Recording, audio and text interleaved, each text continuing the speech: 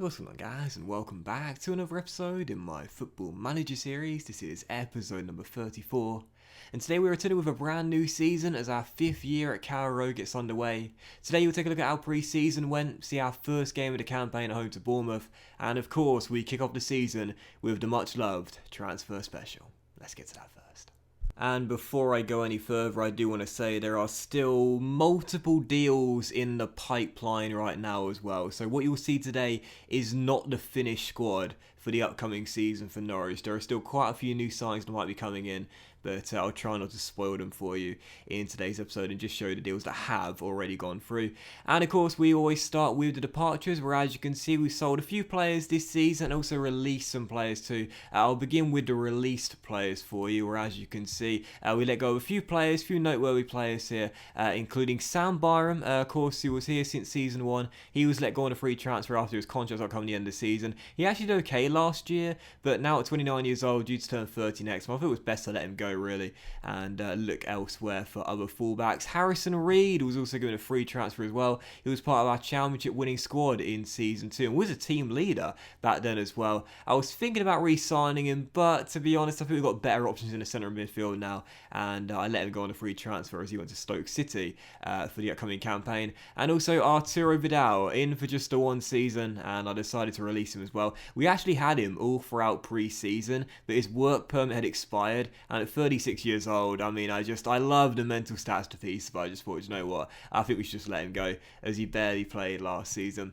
But as for the other deals that went through in the summer window, you can see here we sold our young goalkeepers to Nottingham Forest, Sam Blair. We also sold Melvin City, a player you wouldn't know about. He's a 23-year-old midfielder we never used. And also 3 noteworthy sales. You knew Marcelo was leaving at the end of his contract. He went to Standard Liège on a free transfer. I was kind of sad about that because Marcelo last year was really good for us in his debut season for us. And the 2 noteworthy sales, Rocky Bushiri, who went to Aston Villa. He was out on loan in season 1, played quite a few times in our championship winning season in season 2, but the last 2 years in the Premier League didn't really feature, so he sold him to Aston Villa for 10.75 mil as he was in the final year of his contract. And also Todd Cantwell, of course, player that came through the Norwich City Academy. We sold him to Al Ahly in Saudi Arabia for £20 million. And I have to say, I'm really pleased with that sale as well, because 25 years old, due to turn 26 during the season, he never really developed into the really good player I was expecting him to do so at the start of the save. He was okay a couple of years ago, and even last season too, but ultimately not quite as good as I was hoping for such a young player. Didn't really live up to the hype, and for 20 million, I'd certainly take that. We've got better options in the winger areas, and yeah, I was fine selling him. So yeah, not too many departures, and in the end, I'll be honest here, in the final episodes of season 4, I was saying how this Norwich team might be blown up in the summer. We might see some big departures. In the end, we kept the core here once again, but I think this will probably be the final season they remain together unless we can remain in European football. So not too many departures, but now I'll show you the signings. Quite an expensive window, our second most expensive with a save. Let me show you who we've brought in a very interesting summer transfer window. Now there are 6 new signings that have arrived here for the new season with Norwich, but I'm just going to show you the 5 because one of those 6 was a young player that our head of youth development agreed a deal for and doesn't show too much promise, but this lad does show some promise. Yep, the first of the 5 signings I'll show you is a good young talent. His name is Jonathan Sanabria, and after Sam Byram was released at the end of the season and Marcelo left to Belgium on a free transfer, we picked up this Argentine, and I gotta say I'm very excited about this little South American. Yes, we signed him in the summer transfer window from Boca Juniors for £4.1 million. Last season he spent a year out on loan in the French top tier playing for FC Lorient at still quite a young age. We snapped him up for a very cheap deal, and the ceiling is very high for this little lad. Now he's got the driven personality, which you know I love. It's probably my favourite in the game. He's really quick with 16 pace, 18 acceleration, 15 agility, 15 natural fitness, 15 stamina is also really nice as well. His mental stats very impressive for a young man too, with 18 determination already. You gotta love that. The 10 teamwork certainly needs work, but 14 work rate is really good too. And technically as well, he's got some decent base stats at just 20 years old. 12 crossing, 11 dribbling, 16 for first touch too, and 11 passing with 13 for tackling as well. Very decent young player, and again, not the best right now, but absolutely rapid. A little lad, but a very high ceiling for our new left back in. So, yep, really excited about this guy. Should be one to watch for the future. And as a backup left back for Jamal Lewis, quite excited for what he can do in his debut year.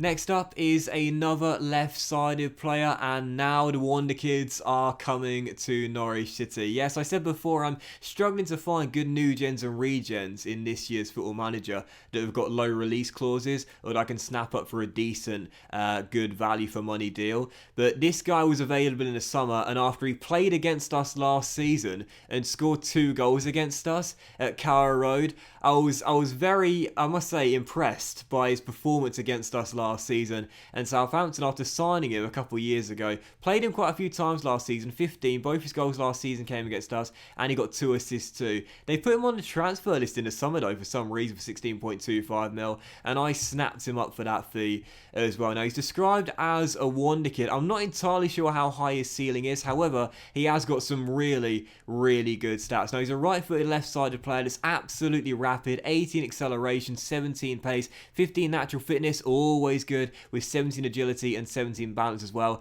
18 determination, 16 teamwork, and 15 work rate. You know I absolutely love that. And those 3 stats on a flank player are always a wide player are really, really important. And technically the kid's got a long way to go. Now he's only just turned 19, so he's got a long way to go in his career, but he does need to develop his technical stats for sure. 16 dribbling is really good, very impressive base stat there, but the other stats need a lot of work. Only 10 for crossing, 10 for finishing, 11 first touch, 9 long shots as an inverted winger. That will need to improve. With 11 for passing and 14 technique is pretty decent. But yeah, his technicals certainly need a lot of work, but physically the guy is absolutely rapid and he's got some decent base stats already. So yeah, Samuel Madhu is in. He scored 2 goals against us last season.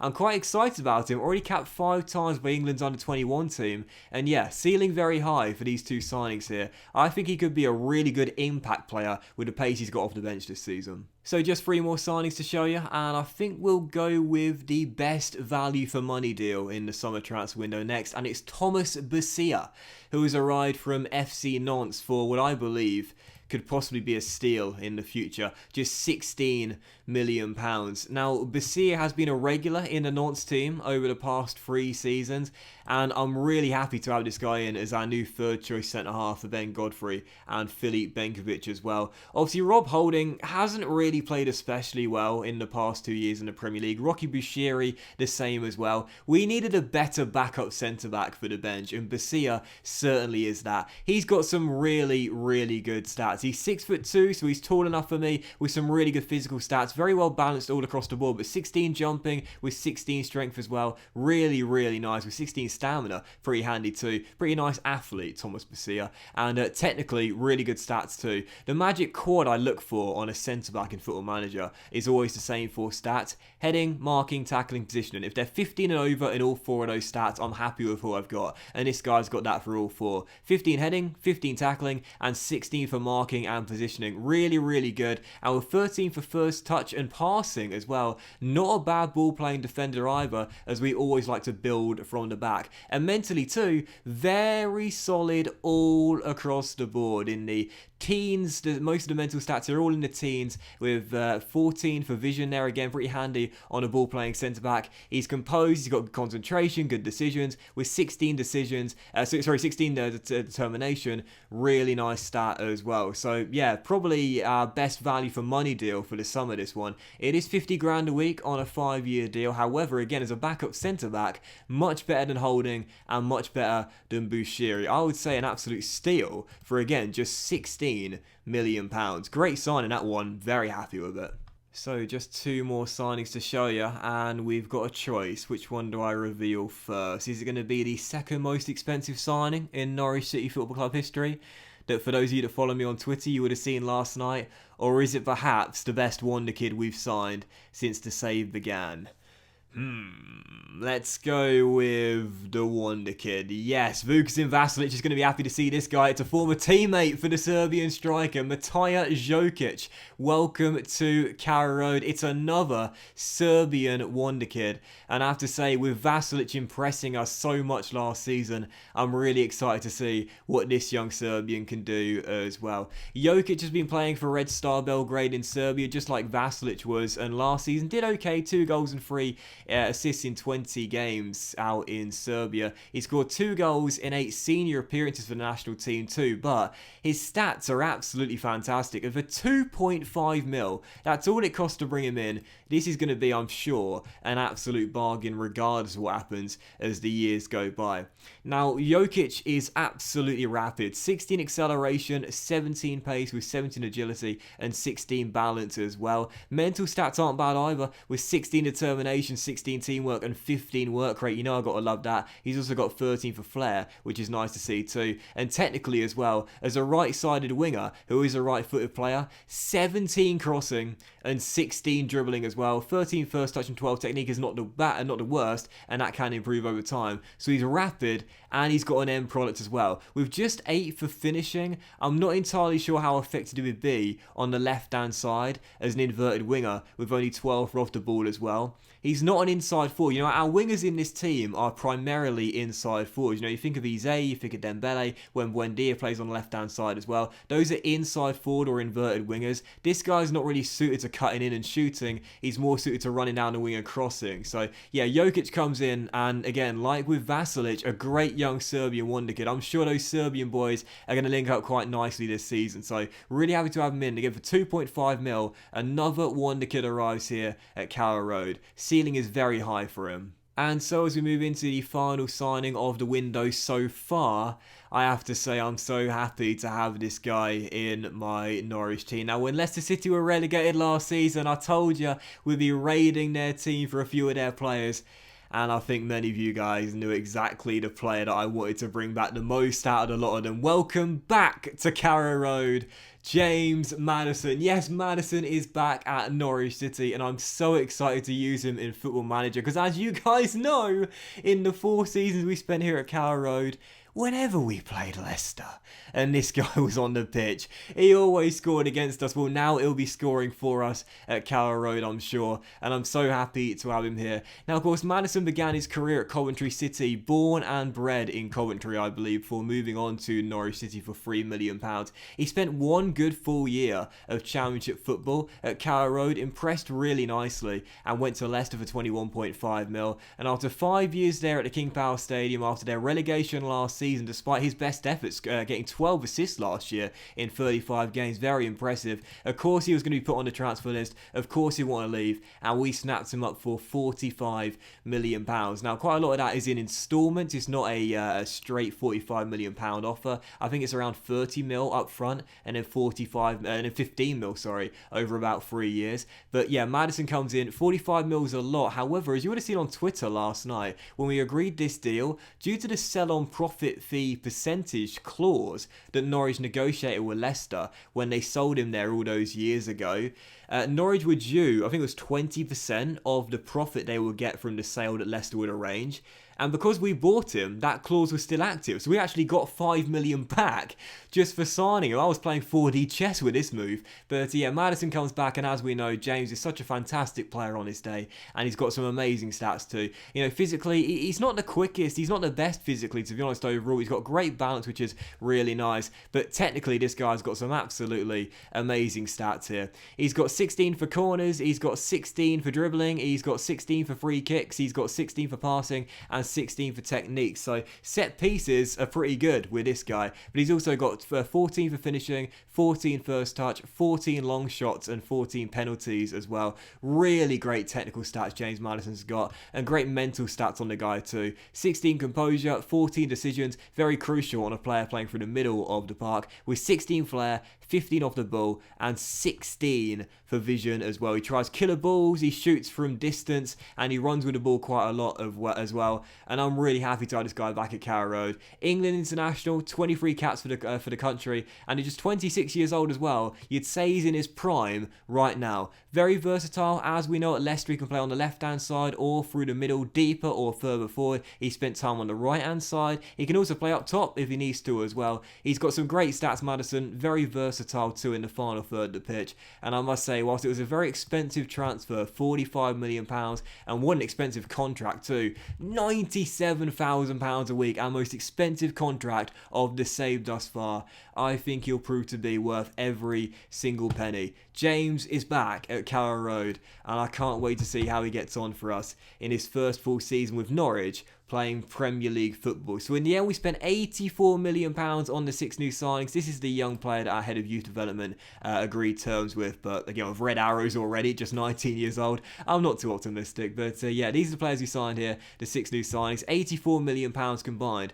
for the lot of them, and we raised 35.5 mil primarily for the sales of Todd Cantwell and Rocky Bushiri as well. And again, I'm not going to show you the deals we're currently negotiating with other players for now, because I don't want to spoil them for when they hopefully, touch wood, will come in very soon. But yeah, we spent pretty much all of our transfer budget in the window, although we still have 73 million remaining in the bank balance too. It's been a very productive window for Norwich.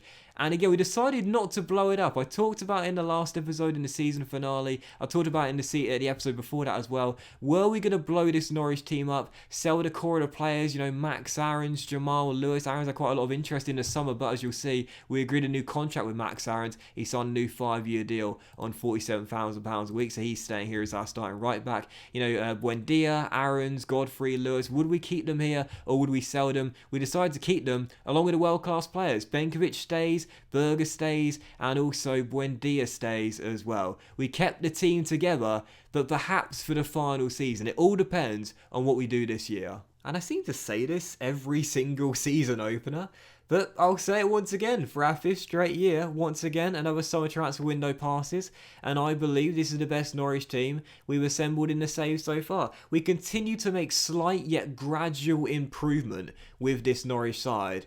And that's all it needs to be. You know, in Football Manager, an RTG takes quite a long time before you can build like a world-class team.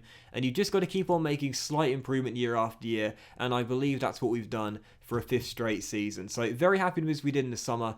And again, it's a marathon, not a sprint. Slow and steady wins the race. And I'm really happy with the team we've got for our 5th campaign. Now, right now in the dynamic screen, as you can see, the team cohesion is very good. The dressing room atmosphere is also very good as well, as is the managerial support too. There is only one issue right now with our current players, and that is Adam Idah, that wants a new deal to reflect his ability. Not against giving him a new contract, but with 3 years left on his deal and on 22 grand a week. Does he deserve more than 22 grand a week? Well, last season he did win the Golden Boot in the Europa League, 12 in 22. Perhaps. I'll think about it. It depends on how he gets on this season. Midway through the campaign, if he's off to a red-hot start, I'll probably give him a new contract extension. That's the only issue, though, right now. And as for the hierarchy of the club, the 3 team leaders remain the same. Sander Berger, the vice-captain, Ben Godfrey, the current captain, and Emi Buendia, a team leader too. You see the highly influential players here, and the other players and influential players too. And in the social groups right now, this is not a good screen to see. We've got 4 splits at the moment, a balanced number in the core and the secondary, you'd say, and a few in the secondary social B, and a few in the others as well. And I think the only other thing I wanted to show you before we dive into the pre-season and the first game of the season as well is my current profile, where, as you can see, I have began a new coaching course. I'm studying for the Continental A right now, and of course, as you know, that is the penultimate level of coaching qualification you can have. The best is Continental Pro, so hopefully I'll get that up before long. And the final thing I want to show you is, of course, the pre-season as well. As you can see, it was much more successful than last year. Remember last season we had a poor pre-season. This year, much more successful. Won every game apart from 2. Those were against LAFC as part of our American tour, and also against PSG in our Carrow Road Cup final. And of course, we did have the 10-0 drubbing of Norwich United in the annual Get the Testosterone Flowing match as well. Oh, and by the way as well, our Europa Conference League playoff has been drawn as well. Well, we're taking on a Czech side, FK Jablonec, is that how you pronounce that? Or the Portuguese side, Martimo. We'll find out soon enough, but I fancy our chances against either of those 2 sides there. And these are our fixtures for our 5th season with Norwich City at Carrow Road. And as for the season preview too, the media this season once again think we're going to finish in 7th place, which again, I would take. 7th place come the end of the season, staying in this European, what's it called? I keep forgetting the name of it. Europa Conference League thingy. I'll take that. Just staying in Europe with Norwich is the most important thing. So, yeah, let's dive into the first game of today's episode and the season opener then, as we do indeed take on Bournemouth at home at Carrow Road for the first game of the season, as you see our objectives across the board for the current campaign. And yep, let's dive into it. It's Bournemouth at home, and let's see if we can start the campaign off with a win. So heading to the game, as you can see on the injury report after pre-season, quite a few players have come back pretty tired from pre-season, and as you can see on the injury report as well, we've got Sanabria, who's down, unfortunately pulled his calf muscle in an under-23s game a few days ago, so we won't see him for the first couple of weeks. And also Vukasin Vasilic as well. He suffered a 2-week injury too in the testosterone flowing game against Norwich United. Matty Longstaff recovering from a knock, but he's basically fit enough to start, and Jamal Lewis just a little bit tired. Everyone else is totally fine. So for our first game of the season, we are going to play the control possession 4-2-3-1, and I know what you guys are thinking. This system doesn't work, for goodness sake. Scrap it, make a new one. But I just believe this is our best system. I believe it can wield our best results, and I think the players, their best roles allowed them to flourish in this system too. But I'll tell you this, I'll make you a deal. If we lose the opening day with this system, I'll scrap it for good. How about that? So this is our team for the first game of the campaign. 3 in goal. Back for Lewis, Benkovic, Godfrey and Arrows, with Berger and Longstaff through the middle. Madison makes his second debut on the left, then Dembele's on the right, and Buendia sports Brewster due to the injury to Vasilic. And on the bench, Henderson, Basia, Madu, Ize, Jokic, Ida, and Ajorque as well. So first game of the campaign, it's Bournemouth at home. Let's start off with a win. Come on, you Canaries. Oh, squad numbers. I love giving squad numbers, man. I give it so much more thought than I probably should.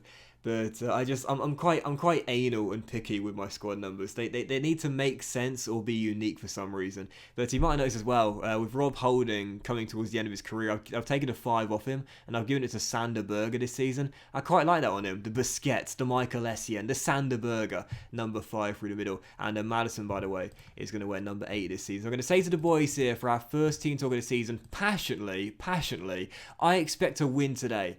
After our atrocious end to the season last year, I want to start off repaying the fans after a terrible end to season 4. Come on, Norwich City, let's start off with a victory on the opening day and a big thumping win in front of the home fans too. Come on. Berger on the ball, slides through Aarons, who's inside. His shot ricochets back to Dembele, and Aaron Ramsdale makes the save. 10 minutes in, already a clear-cut chance. Karamoko just couldn't squeeze it home. Good, bright start from Norwich, though, as Brewster heads it straight at Ramsdale. Kick for Bournemouth, though, and you know how bad we are defending these, but as Farina's fist clear, there's a chance for a break. Karamoko Dembele is on the move, and it will drop to Brewster, and Ramsdale makes the save already. 2 golden chances for Norwich, and we failed to take either of them. Last season, it wasn't going forward that was out of a problem, it was defensively. Golden chance there, should have been taken, still tied at 0-0. I just love seeing us dominate the possession battle, and that's why I really like this tactical system.